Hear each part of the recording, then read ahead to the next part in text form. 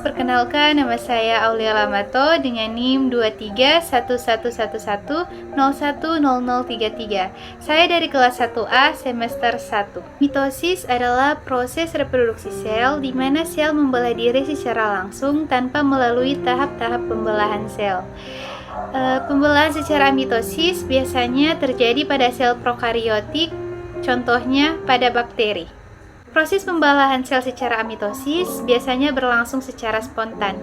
Langkah-langkah pembelahan amitosis yang pertama, kromosom bakteri menempel pada membran plasma, kemudian kromosom berduplikasi atau mengganda, selanjutnya protein filamenting temperatur sensitif mutan Z berpindah ke bagian tengah sel dan membentuk cincin. Kemudian membran plasma meleku ke dalam dan membagi sel menjadi dua bagian.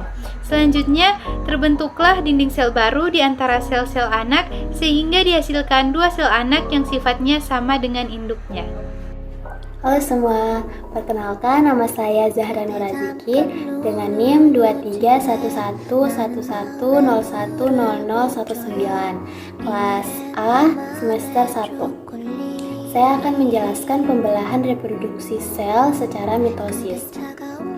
Jadi, mitosis adalah tipe pembelahan sel yang menghasilkan dua sel anakan. Sel anakan ini mempunyai karakter identik secara genetik dengan sel induknya. Artinya, kedua sel anakan yang terbentuk mempunyai genetika susunan dan jumlah kromosom yang sama. Proses pembelahan mitosis pada hewan terjadi di semua sel-sel tubuh yang biasanya disebut dengan stomatis, kecuali sel-sel kelamin atau yang biasanya disebut dengan gamet. Pada tumbuhan, pembelahan mitosis terjadi pada jaringan meristem seperti pada ujung akar dan ujung tunas batang. Pada proses pembelahan sel secara mitosis, sel-sel tidak bisa langsung melakukan proses pembelahan menjadi dua buah. Pada saat sel siap untuk melakukan proses pembelahan, maka akan langsung terjadi tahap interfase. Tahap interfase ini terjadi proses persiapan dan penimbunan energi oleh sel untuk melakukan pembelahan. Jadi, selama interfase, nukleus dan nukleolus tampak terlihat jelas. Namun, kromosom pada sel tidak terlihat karena masih dalam bentuk kromatin seperti benang-benang halus yang tersusun atas molekul DNA, RNA, dan protein. Perkenalkan, nama saya Renata Fauzia Mananin dengan NIM 231111010012. Baik, pada video kali ini saya akan menjelaskan mengenai tahap-tahap pembelahan pada mitosis. Yang pertama ada tahap profase, yaitu pada tahap ini benang-benang kromatin akan memendek dan menebal kemudian membentuk kromosom. Selanjutnya, pada setiap bagian kromosom akan melakukan proses pembelahan dan juga memanjang. Adapun ciri-ciri yang dimiliki oleh tahap profase yaitu yang pertama ada nukleolus akan menghilang, kemudian yang kedua terjadinya duplikasi kromosom dan menjadi kromatid, kemudian yang ketiga ada kromatid akan melekat-pelekatan pada bagian sentrometer. Yang kedua ada tahap metafase. Pada tahap metafase ini, sepasang kromatid yang akan menuju ke tengah sel langsung, kemudian menempatkan dirinya pada bidang bagian tengah dari sel-sel tersebut, yaitu bidang ekuator atau tempat terjadinya pembelahan sel. Ciri-ciri dari tahap metafase ini yaitu salah satunya terjadinya suatu proses peleburan karioteka atau membran inti secara sempurna. Yang ketiga ada tahap anafase. Pada tahap ini, kedua bagian kromatid akan memisahkan dirinya dari pasangannya dan akan melakukan pergerakan menuju ke bagian kutub yang mempunyai arah yang saling berlawanan. Salah satu ciri-ciri dari tahap anafase ini yaitu serat-serat antara kromosom akan mengalami perenggangan sehingga bagian sel akan memanjang. Kemudian yang terakhir ada tahap telofase. Pada tahap ini, setiap bagian dari kutub akan membentuk kromosom-kromosom yang memiliki sifat identik. Maka pada bagian dari dinding inti sel-sel akan mengalami proses pembentukan kembali. Adapun ciri-ciri dari tahap telofase ini yaitu yang pertama ada pada bagian benang-benang spindle yang memiliki fungsi sebagai penggantung kromosom akan hilang, kemudian yang kedua ada pada bagian nukleolus yang akan mengalami pembentukan kembali. Halo, perkenalkan nama saya Afiarisa Bukasa dengan NIM 231111010027 kelas 1A semester 1. Pembelahan meiosis adalah proses pembelahan yang bersifat reduksi yang bertujuan untuk menghasilkan gamet. Sejarah penemuan pembelahan secara meiosis dijelaskan oleh Edward van Beneden pada tahun 1883 dengan meneliti telur cacing Ascaris yang mengandung kromosom yang hanya separuh dari jumlah kromosom yang terdapat di sel somatis. Pembelahan meiosis terjadi pada sel penghasil gamet pada organ kelamin jantan dan betina. Namun sel pada organ kelamin jantan dan betina itu sendiri mengalami pembelahan secara mitosis. Misal ovarium dan testis tidak mengalami meiosis namun mengalami pembelahan secara mitosis. Namun sel gamet dalam ovarium dan testis mengalami pembelahan secara meiosis. Meiosis dibagi menjadi dua tahap pembelahan, yaitu meiosis 1 dan meiosis 2. Pembelahan meiosis membutuhkan waktu lebih lama dibandingkan pembelahan mitosis, serta proses pembelahan yang lebih kompleks.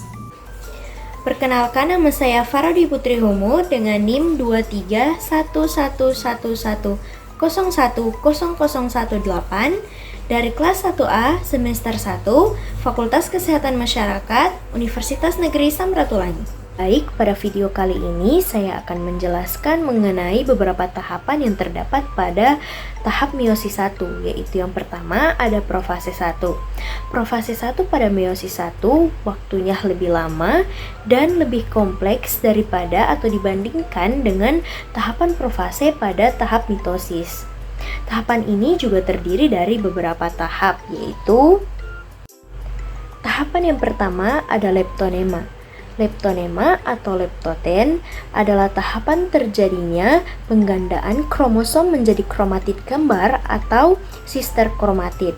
Namun dalam pengamatan mikroskop, bentuknya masih seperti benang tunggal tipis yang memanjang.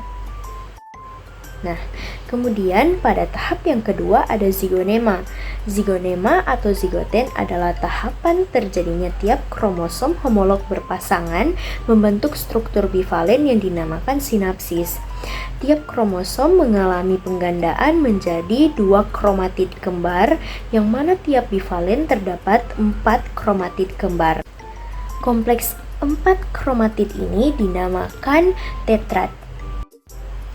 Kemudian pada tahapan yang ketiga ada pakinema. Pakinema atau pakiten adalah tahapan terjadinya penampakan visual pertama kalinya struktur tetrad.